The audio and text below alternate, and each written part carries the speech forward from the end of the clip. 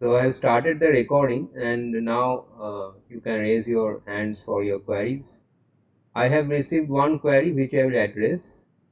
If there are other queries, then you can ask them directly here, or put it in my chat, in the chat of this meeting, as well as in the personal chat. So let me start with the query I received. So someone was asking about how to solve a particular type of question that was in the tutorial. So I can show one example.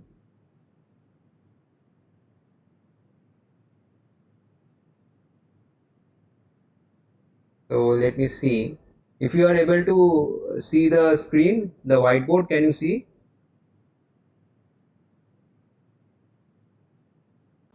Yes, Yes, sir. sir. Okay, good.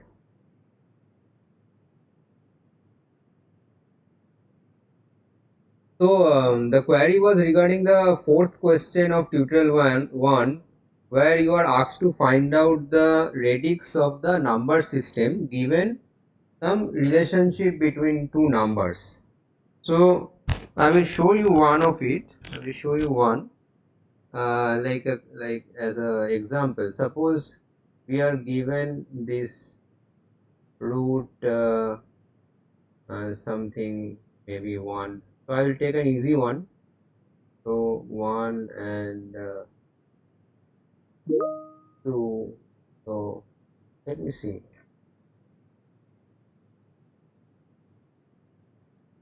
There's the eraser here. 4 and what should I place here? 1. Yeah, I can place 1 here. Let's see here. 7 maybe. The 7 work. The 7 will not work.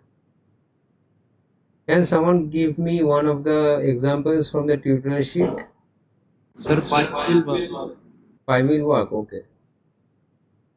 5. Okay. So here you can see what does this say. So you look at here. Actually, you are given two numbers in both side. You are given two numbers, and there is a relationship like this. Now please mute your mics.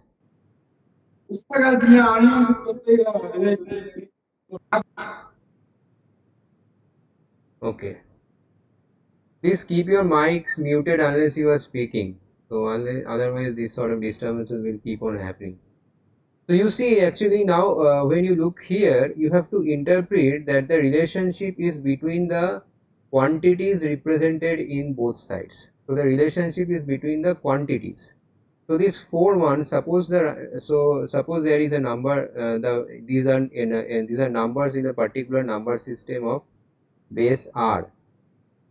So now you have to understand that this side is representing a quantity, this side is also representing a quantity. So you have to first find out the quantity that is there in this number. So what is the quantity? It is simply 4r plus 1. So the root of 4r plus 1 is equals to 5. This is how you should go ahead in this sort of problem. So you should assume a r, and now you know that this is the 0th position, so it comes as itself. This is the 1's position, so it comes with r. If there were further numbers here, it would come with r square and so on. So suppose you had a 1 here, it would also have an r here. So now you see that 4r plus 1 would be 25, and so your r would be 6. You can find out that the r is 6. Now there has to be a further check. Actually, one has to check whether this radix is a valid radix which can represent these numbers. Valid radix means the digits that you see in this problem must always be less than this r that you have found out. So if for some problem, uh, suppose uh, suppose I can give a problem where 1, this is 3, it would be 9 and 1.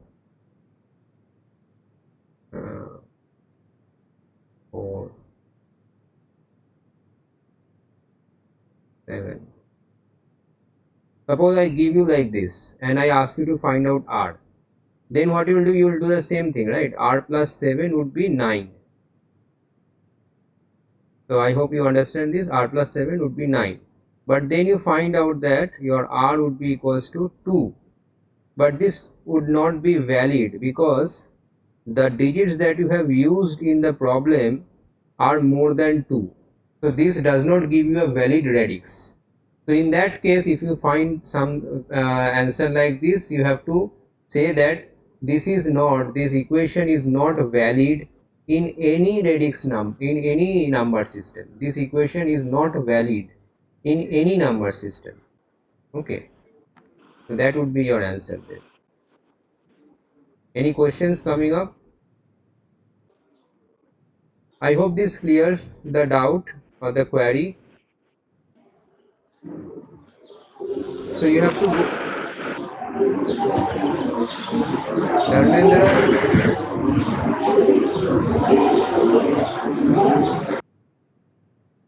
Dharmendra, were you trying to say something? You had a lot of background noise coming up. If there is a problem, you can write in the chat.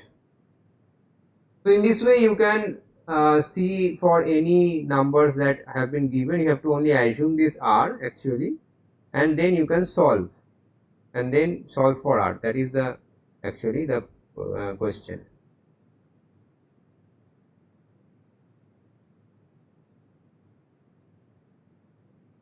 So is there anything, any other query, any other doubt? There is something here.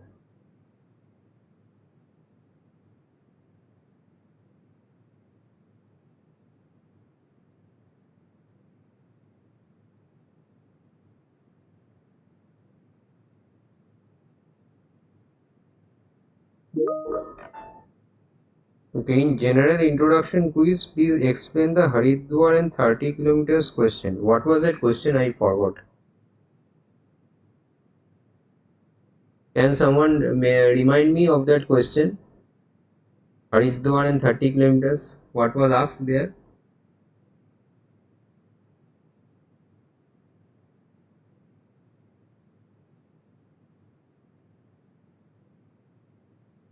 If in Hamming SEC, when we are checking bits at receiver end, we see at which positions of checking bits we get 1, and we sum these positions to get the place where there is error. But if in case we have error in checking bit itself, it should not be checking bit, it should be parity bit. If in case we have error in parity bit itself, does it mean that only that checking that parity bit has error but the word actually sent is correct?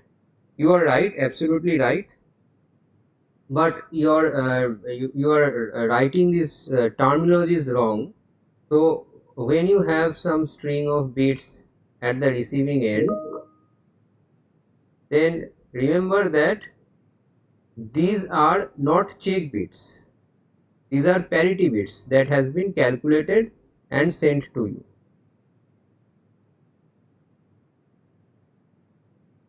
These are parity bits that had been calculated and sent to you. You do some operation on this string of bits and calculate check bits. You calculate the check bits now. So, and while calculating the check bits, suppose this, I am not doing this, suppose this is coming as 1. If this comes as 1, then your thing will not happen. The eraser does not work here. Keep the eraser. Suppose you are having this as 0, this as 0, this as 1, this as 0.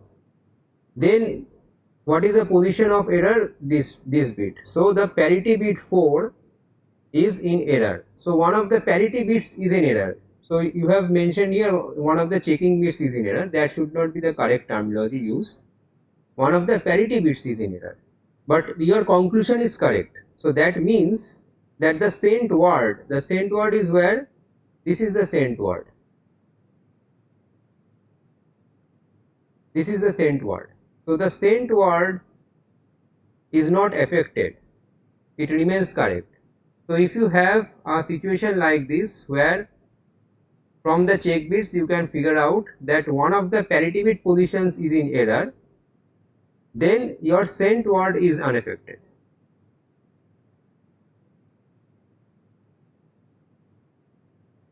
So does this clear the doubt? Anyone has any further questions on this?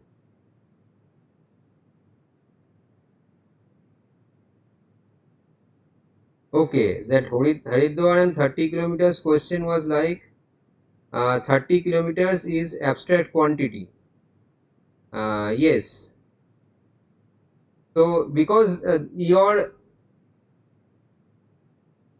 idea of 30, these are quantities. Quantities is actually a abstract idea. So the amount you are saying it is 30 it is 30 kilometer. So someone can say that it is something else. So if they measure it in some other representation, so these things which change over representations, these are abstract in nature. That's why you can actually do these changes. So the idea of quantity is always abstract because you cannot show me the quantity. You cannot ever show me what is 1 kg. You cannot give me 1 kg. So when you have to give me 1 kg, you have to give me 1 kg of something. So that amount, then I will have an idea, okay, that this is like, okay, there is some idea of 1 kg coming out from it. Now even there you will see that if you place before me 1 kg of rice and 1 kg of iron and say that both these are 1 kg, then again I will be confused if I don't know what exactly is 1 kg. If I assume that the size is 1 kg, then I will be confused because I will see different sizes of 1 kg of rice and 1 kg of iron. I have to understand what exactly you are trying to say when you are giving me 1 kg. If I understand, yes, the weight, then I will be able to feel the weight by pulling this up, and I will have a idea that yeah, that pull is almost same for this. So through that force actually which I am experiencing, I am getting an idea of the weight. I am getting an idea of this abstract quantity which we have defined. So that is the thing. So he says that he has got it, so fine.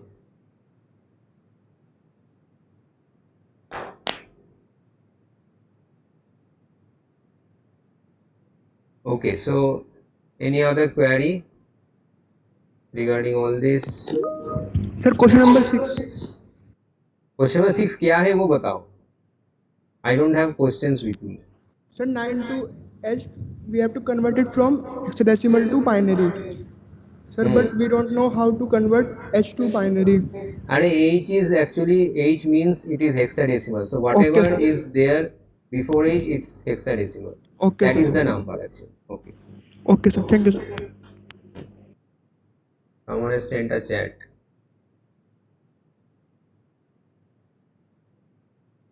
Can't see the assignment. Those you are returned. So I have returned the quizzes. So he is saying he cannot see it. I don't know. So this should be a problem in your. You can try other devices probably. And if you had not actually, so I am checking your particular case. Let me see. If you had not submitted, then it would not be returned. But only one person had not submitted, and he is not actually. He is a senior who is repeating the course.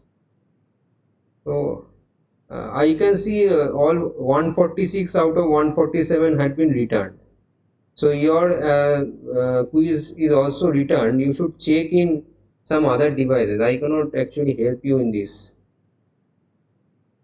Try to check in other devices.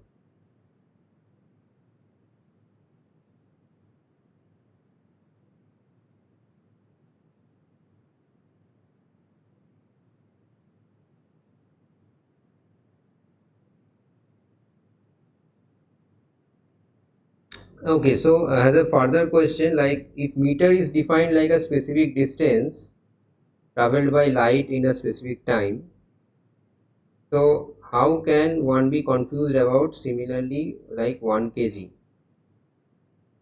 So all this has some, even 1 kg has some specific thing to be to define with. But the thing is that what you are trying to define, is not something you can give me. Is not very physical in nature. That is the understanding you should develop. That whenever we are trying to give a number to something, the first thing is that the number itself is a abstract quantity. So and then it is trying to represent a particular quantity, particular physical attribute. So when you are talking about some physical attribute, the attribute is a the attribute is in a abstract dimension. That attribute, if you want to show me without reference to a physical object, you will not be able to do so. That is what I am trying to make you understand.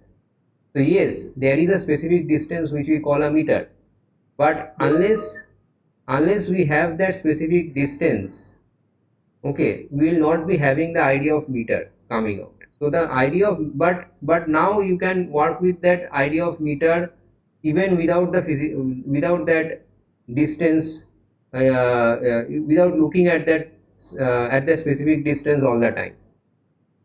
When you have developed that abstract idea, you can work with that abstract idea without even looking at that physical length. Okay, and that physical, because it is difficult for us to always look for that physical length, and you have to bring me these physical bodies, then I can. So if I have to add up like 3 meters, 1 meters, then I have to bring something of 1 meter length and then add them up and look at that physical like maybe a rod, look at the length of the rod, and then I will get the idea that it is 3 meter. Otherwise I will not develop an idea what 3 meter means. I will develop the idea what 3 meter means, but that idea is in an abstract dimension. That is what I am trying to make you understand.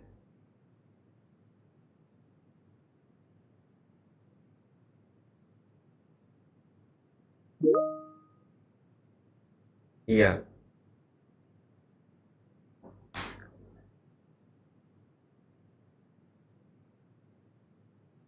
Hmm. So this takes some time actually to realize, because we have been talking in terms of abstract quantities as if they are very physical in nature. So we haven't really learned to differentiate between abstract things and physical things, and that's why we always suppose that everything that we talk about, everything we deal about are so physical in nature, but it is not so. Actually what we all deal about, if you really develop this understanding of what is physical and what is abstract, you will see that there even may not be anything which is physical, but or actually very less amount of things which are actually physical. What actually we extract, what information we work with, and what knowledge we gather are all abstract things. So you will get to have that realization if you constantly practice this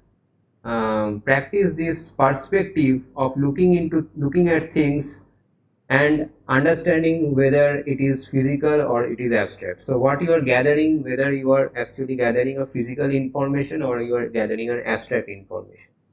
So you try to do this exercise for anything that you see, maybe even like the fruit that you are eating, or the pen and paper that you are working with, anything around you. You just try to understand what you are actually observing, what knowledge you are gathering from that observation.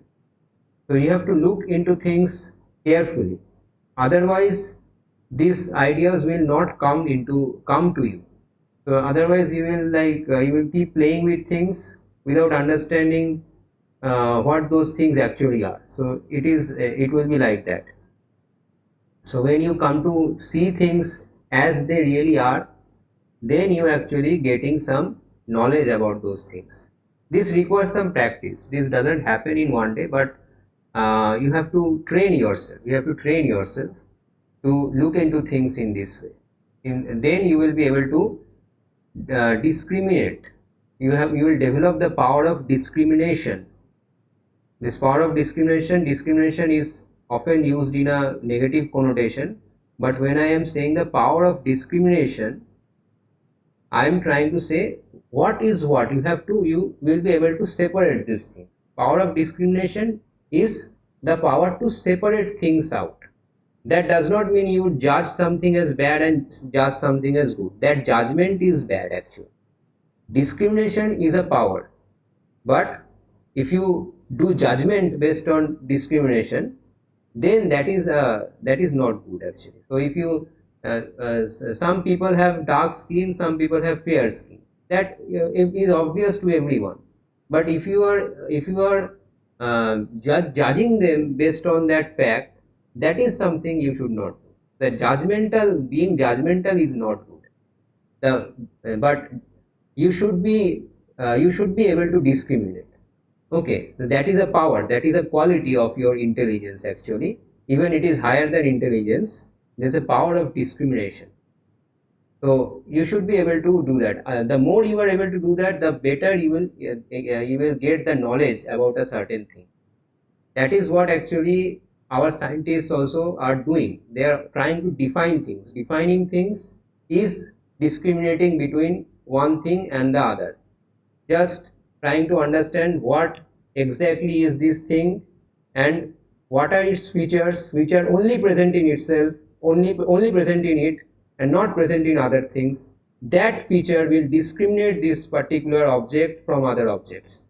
Object can be physical as well as abstract. So I will have to figure out what is this particular feature which discriminates this object or separates this object from every other object in the existence. Then I will get the knowledge about this object. I will not confuse this object with anything else.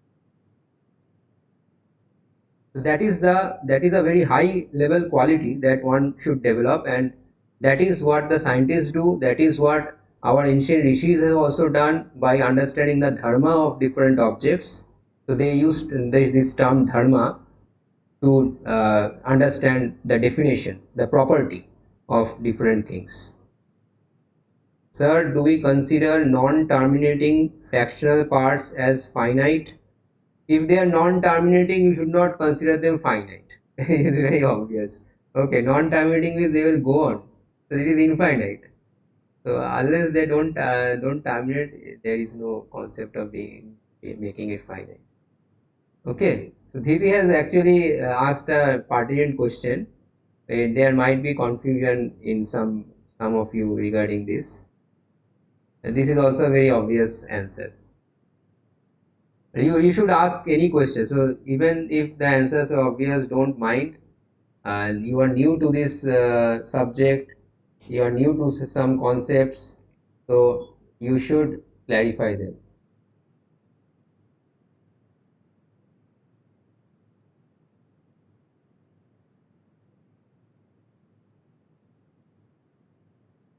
Anything else? So this slowly you increase your interaction. So like today I got more interaction than other days. So this is what actually should I encourage in my class, to come out with questions, even whatever questions they may be, unrelated to the topic also. I will try to do my best to answer them with my own knowledge and experience that I have with me.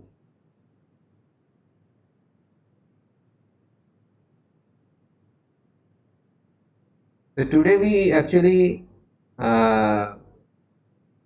we stumbled upon one very important thing, and you might, I am stressing it again, you might want to take it away as a takeaway of this class for your own life. You must start practicing your power of discrimination, to understand and to separate objects from one another. So that is something is very important to practice as people in science, as people who want to extract knowledge from observation. So this is a very important quality that one should develop. But at the same time, don't be judgmental, because that actually ruins everything. Knowledge is not judgmental. Knowledge is knowledge. The judgment part comes later from within yourself, and that is your own attribute you are actually imposing on the particular knowledge. So you are looking at someone who is, suppose we all know that there is this sort of, we call this discrimination, but we should call this judgmental thing about having dark skin and fair skin. We all know that there are people around us who are judgmental about the complexion of a particular person, and there are so many things people are judgmental about. This judgment comes from their own ideas. The knowledge is this, that yes, one is fair complexion, one is dark complexion. That is the fact. That is the truth. And there is nothing judgmental about that. The judgment comes from within. So don't practice being judgmental. Practice being knowledgeable. And that means practice the attribute or sharpen your attribute of discrimination. But don't be judgmental about it.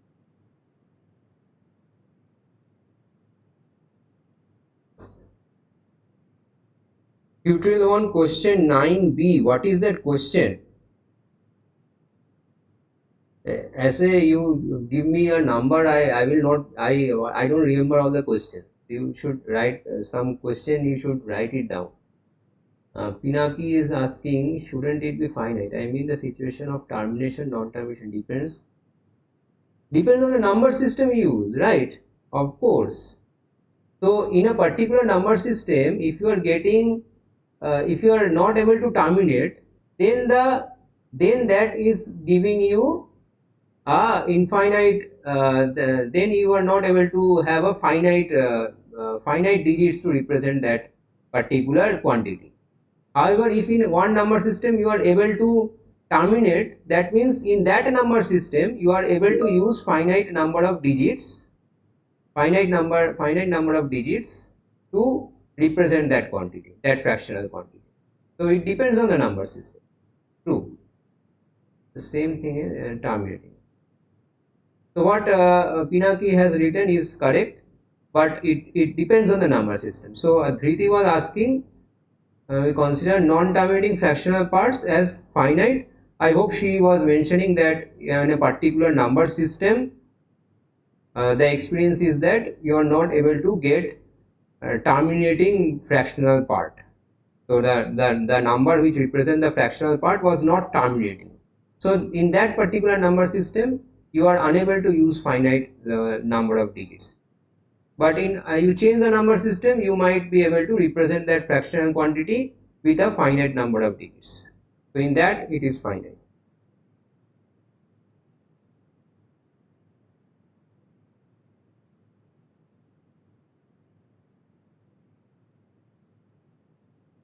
Okay, 9, that question is about Hamming code.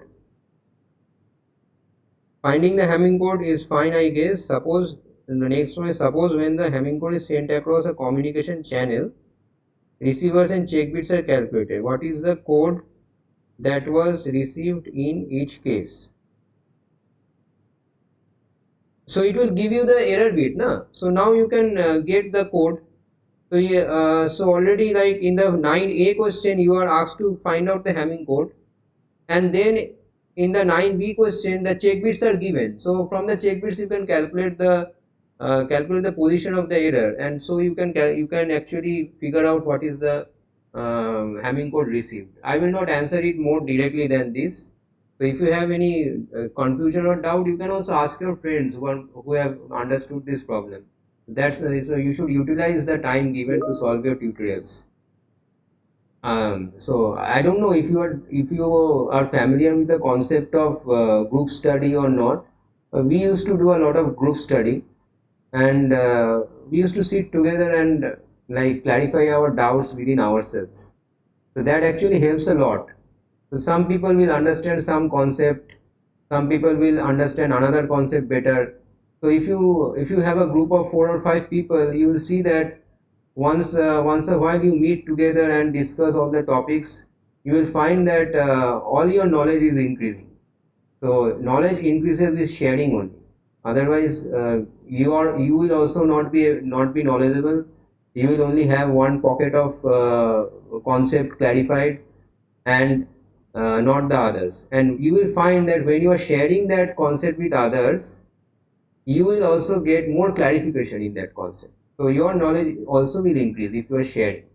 So I suggest that you should form groups of 4 or 5 friends like that and discuss these problems with each other.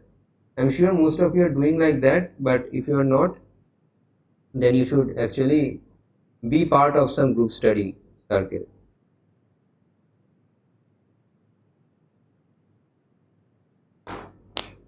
So these most of the tutorial questions that you had asked would have been cleared if you are asking your friends.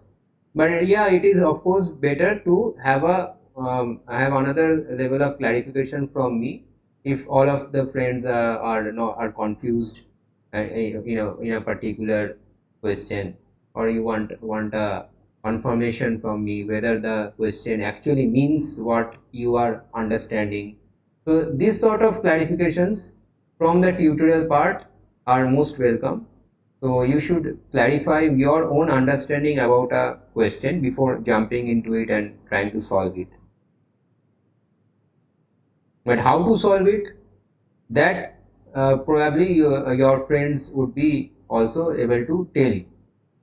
So try to like have that question at a very like unless it is anything that no one is finding any solution in your group, maybe in your batch, you figure out if anyone has able to solve it. You try to understand how the solution goes. If no one is able to solve it, then of course, since I have given the question, I'll be able to guide you towards that solution.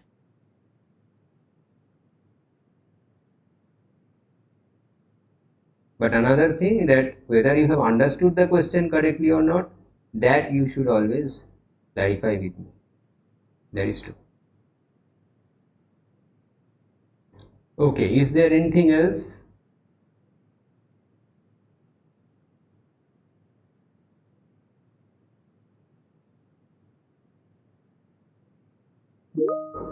Can radix be negative? No, radix cannot be negative.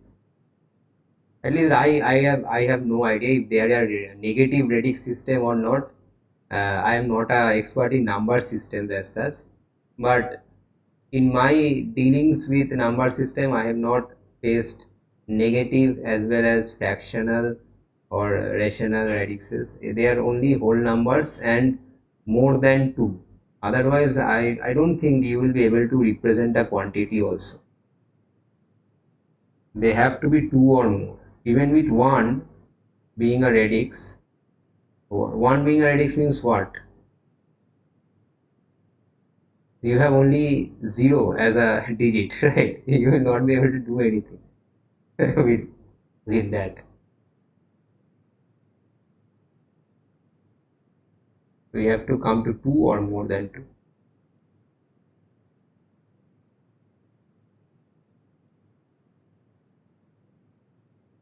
By the way, about negative numbers, the concept of negative number is actually shifting the reference point of the 0. So if you shift that point of 0, then you get negative numbers.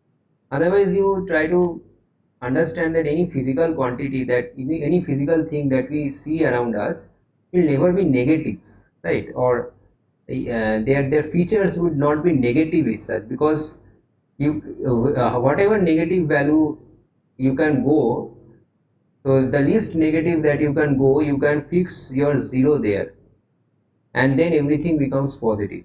So actually in existence everything is positive, but in order to work with quantities, we have the concept of negative quantities coming up because we have a reference frame fixed somewhere, and their origin fixed somewhere, and that origin we call as 0.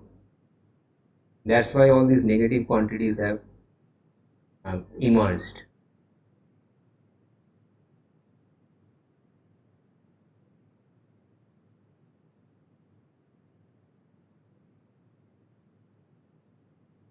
So I hope there is no problem with the addition, multiplication, subtraction, division. So this week I guess we are uploading something on signed numbers. I will see if I have the videos with me. I will upload. Anything else to be asked? Any doubts?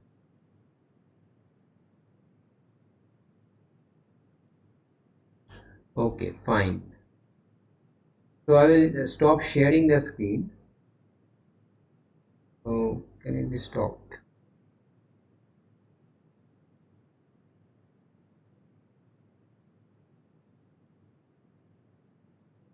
Okay, I have shared the content. Okay, stop presenting. I'm not able to find these buttons. Participants. 96 active peoples here today. So let me ask the question that we are actually asking from last 1 or 2 days. So have you measured your breathing rates? Have you done that thing on yourself? Done that experiment on yourself? Measuring your breathing rates. So I'll be floating a poll, and you can all give your mention your breathing rate. So I'll ask within a range. So you measure how long you take to complete 10 breaths. Okay, so how long you take to complete 10 breaths, so that length of time you can mention in the poll, and you can see all the results. So it will be anonymous, so you not know the exact personal information, but you will understand that where you are standing in respect to all the others in your class. Yeah, of course, in relaxed state of mind you should count your breaths in a relaxed position after at least 2 hours of your eating. So you have a meal, and you give it like around 2 hours or maybe 3 hours to digest the meal, because just after a meal our breathing rate is naturally faster. So your body should be relaxed, your stomach should be relaxed, your mind should be relaxed. So in that state, you sit down in a comfortable position, whatever feels comfortable to you. The best is if you know this Padmasana, or to sit cross-legged. Cross-legged sitting is actually the most relaxed posture of sitting. So if you are able to do that, it's best. Otherwise you can sit in a like you sit in a chair, that's also fine. And you relax yourself first, and then start counting. And see what is your how long you take to complete 10 breaths. It is a fun thing to know about all of us, and probably it will also reveal further things which I would like to discuss. Let's see how it goes. So with that, maybe I can close. Or okay, there is one notification. Let's see whether it is a chat or okay. In relaxed, so someone has asked if it is relaxed state of mind. Yes, it is in relaxed state of mind. I already answered this.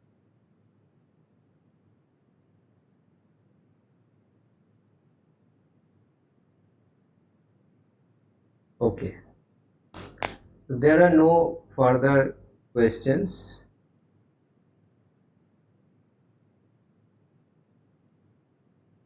So then we can stop the session, and then we'll meet again on Tuesday. And in the meantime, new video lectures would be put up. And yeah, so the quizzes submission is on Sunday midnight, as well as the tutorials and class notes. The quizzes will be closed on Wednesday night, and so that you get to know all these answers, and we can discuss those in Thursday's session also. And about the tutorials and class notes, you give some time, because the TAs are also checking them. They will take some time, and when they are checked, then they will be returned to you.